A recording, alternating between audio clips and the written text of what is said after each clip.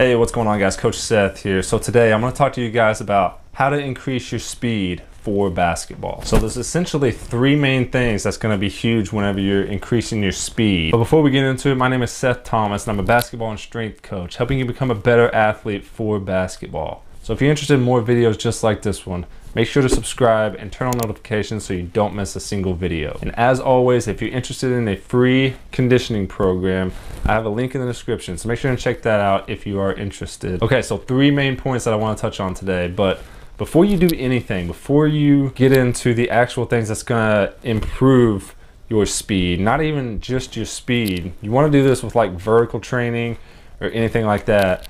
You want to get measurements down first. Whenever I say measurements, I just mean you need to time yourself, time your speed.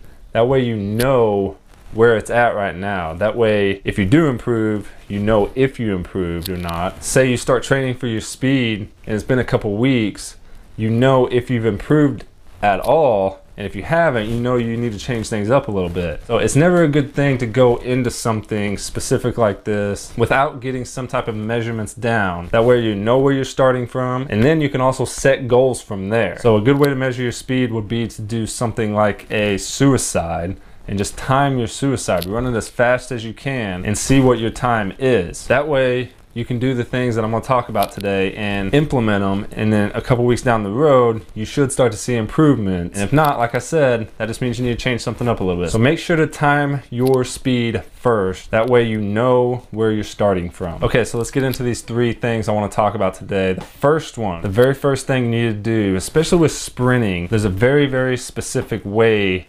to actually sprint and to actually run. So fine-tuning your mechanics can dramatically increase your speed. There's a couple things with the mechanics that I'll talk about that you can work to improve on your own. This is something that you can implement immediately and get immediate results as well. So there's a lot of different things to go over with mechanics, but let's say you're in a basketball game or something and you're on offense and your team turns the ball over and you need to sprint down as fast as you can, meaning the takeoff, you need to sprint down. So on the takeoff, what you want to do is kind of put your head down and be angled, because what that's going to do is create momentum and help bring yourself forward faster. Putting your head down at least for the first 3 or 4 strides, and then once you get about 3 or 4 strides, then you want to be up straight, because past the takeoff, being like this is only going to slow you down. So you want to be kind of like 45 degrees at the takeoff, and then you start to run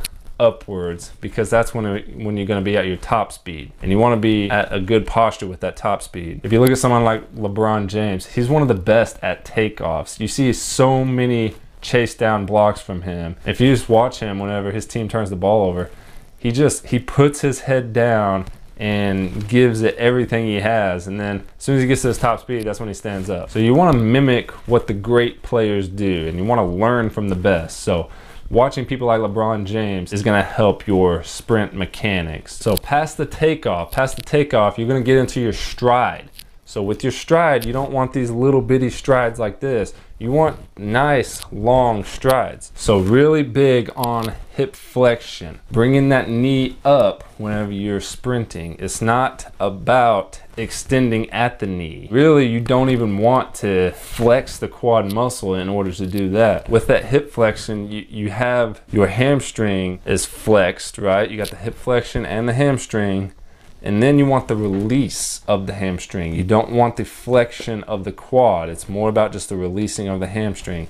And that should allow your leg to go out. You don't need to fully extend, because that's going to slow you down from the push off. And that's another big thing about your stride. You want to make sure you spring off and then go into that other stride. So a big part of a big stride is the push off. So just keep that in mind whenever you're sprinting. And a good drill to do for speed, your sprint speed, is gonna be an arm pump drill. So you would just be on your knees or a split stance on your knees and just pump the arms fast, really fast, as fast as you can. And just making sure you keep the elbows at a 90 degrees, because whenever you flex your arms like this, that doesn't really do much to increase your speed. All it does is it's wasted effort, basically. So try to keep your arms at at a 90 degrees. Minimal movement right here. It might occur, and that'll be fine as long as there's not too much movement with the elbow joint. So getting the arms involved is a big thing with your sprint. So doing this arm pump drill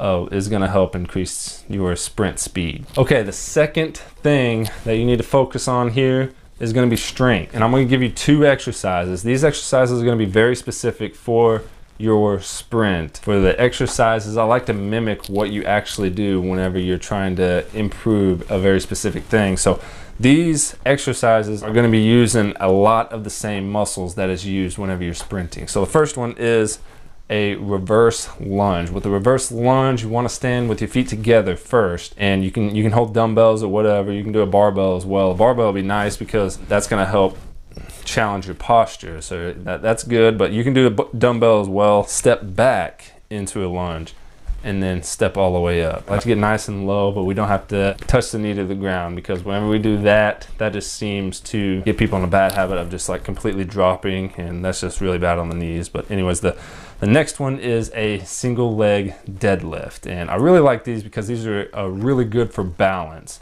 And with this, you want to start off by standing together, feet together again, and you're going down into basically a Romanian deadlift just on one leg. So you want to get that knee slightly bent, you're sinking the hips back, you're bending at the hips, and you want to make sure you keep the weight close to you. You don't want to bring it out or anything, because that's going to cause some lower back pain more than likely. So those are the 2 exercises I like for increasing your speed. So this last thing we're going to get into, this number 3, is going to be power drills. So I'm going to give you 3 of my favorite power drills for increasing your sprint speed. The first one is lunge jumps. With strength, with power, whenever you're increasing your sprint speed, I like to do unilateral exercises. Although lunge jumps aren't technically unilateral exercises, we're in that position whenever we sprint. So doing lunge jumps but adding power to it, that's going to help the fast twitch fibers in the legs, and that's going to help with that push off that I was talking about earlier. Next one is power step ups, kind of similar to the lunge jumps, but it's more unilateral, so it's more of a single leg exercise. And I like to do a small little lunge at the bottom of these,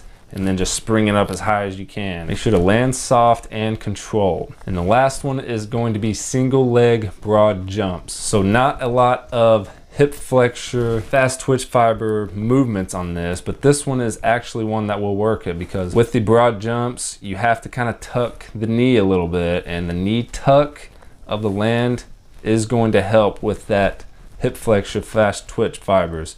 And that's going to help with that takeoff speed. So increasing your speed is similar to increasing your vertical. I like to go through the same steps whenever I am working on increasing my vertical. Basically the same steps. There's a couple more with vertical jump, but basically these 3 things is almost how you improve anything, really. First is mechanics, then it's strength, and then it's power. There's a lot of these things we're trying to improve. I like to go through these steps for the most part. I hope that was helpful, guys. Thank you so much for watching. If you're interested in increasing your basketball conditioning, I will put a conditioning playlist right here, so make sure to check that out. If you haven't already, make sure to subscribe and turn on notifications so you don't miss a single video, and I'll see you guys next time.